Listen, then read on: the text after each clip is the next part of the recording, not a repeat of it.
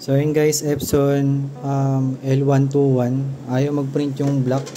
So chinek natin yung print head nya.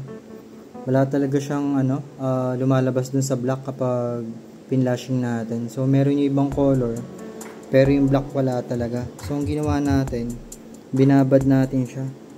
So try natin overnight to. Babad natin sa cleaning solution. Yan, pang talaga to, pang cleaning ng printer head and declogging and cleaning ng printer heads.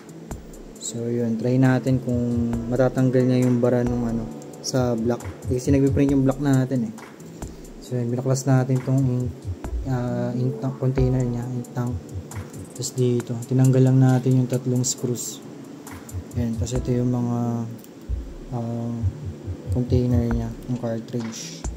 Tapos ito yung kaninang pinang flush natin, itong syringe. So pag binili nyo itong solution, yan, kasama na rin itong syringe.